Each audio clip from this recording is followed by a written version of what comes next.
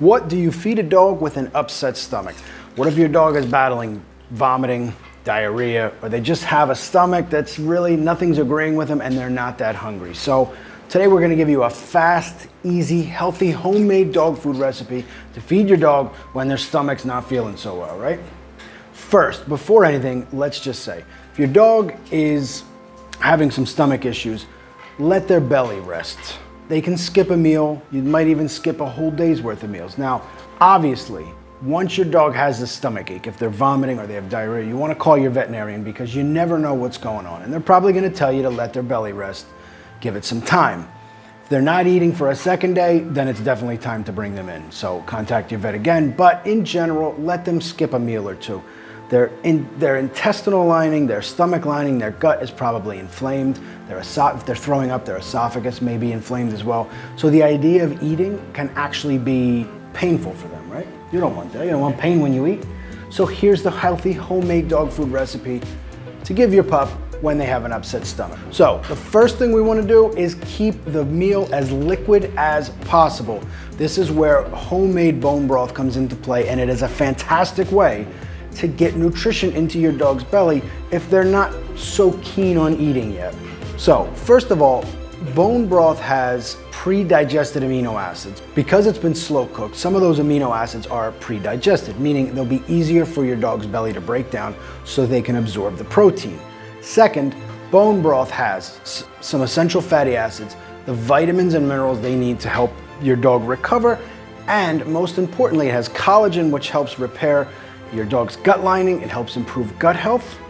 And most importantly, bone broth has magnesium, calcium, potassium. You add a little bit of sea salt. That is the basis of rehydration, because if they're vomiting or they have diarrhea, they are becoming dehydrated, which is so dangerous. So first of all, let's keep their meals as liquid as possible, right?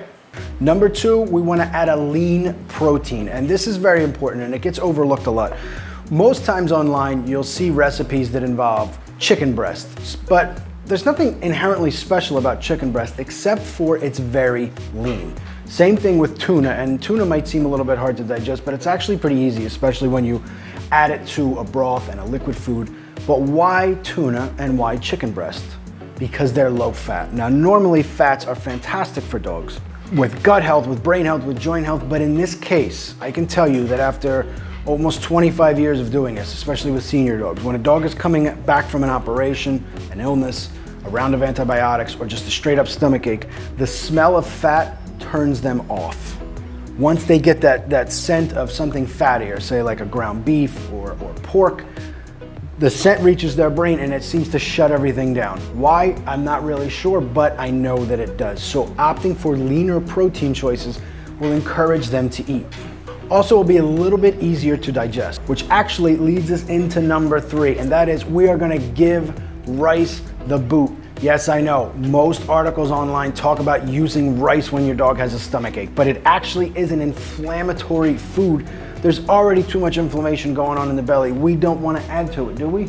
No, of course not. Plus, rice is a super starchy carbohydrate. We don't need anything that is going to upset your dog's system anymore. So we're gonna boot rice and we're gonna opt for pumpkin. Pumpkin has a bulk fiber that helps solidify everything that's going on in your dog's belly. It also has an extremely high water content. Over 90% of pumpkin is water, so it's a fast rehydrator. Not to mention it has a great profile of vitamins and minerals that can help your dog recover from their illness. And pumpkin has a natural sweetness. Despite it being super low in sugar, really non-existent sugars, it has a sweetness that attracts your dog's nose, which will help turn on the signal that the belly is hungry and get them eating again. Number four, we want to add something else that is going to help digestion and make things easier on your dog's belly, and that is we're going to use probiotics in the form of kefir, Greek yogurt, or a liquid or pill form of probiotics. Now, liquid probiotics work super well here because even if your dog isn't real excited to eat, they're probably gonna be drinking. A lot of times when dogs have upset stomachs, they turn to the water bowl. You can add liquid probiotics to their water bowl and make sure that their gut health is being improved. Their gut microbiome is being strengthened and optimized with probiotics. And then when you're combining it with stuff like pumpkin, they're getting the prebiotics that the probiotics need to survive and thrive and help your dog feel better. And that leads us into the last, number 5, another way to help your dog digest better, digestive enzymes. These are not only important, they're essential. When your dog has a bellyache, vomiting, diarrhea, just an upset stomach, some nausea, you need to help them in every way possible, not only digest their food, because remember, their digestive system is already under attack. So digestive enzymes help them break down proteins and fats so that they can absorb them better. Also, with digestive enzymes, it helps increase nutrient uptake, meaning every gram of protein, every gram of collagen, and all the vitamins and minerals that they're eating with this homemade dog food are now being absorbed at a much better rate, meaning they're gonna recover faster so they can beg you for treats. You can use this recipe, you can alternate between chicken and tuna as needed. I would say stick with this for at least 7 days. Your vet may have a recommendation of up to 10 days. If so, that's totally fine.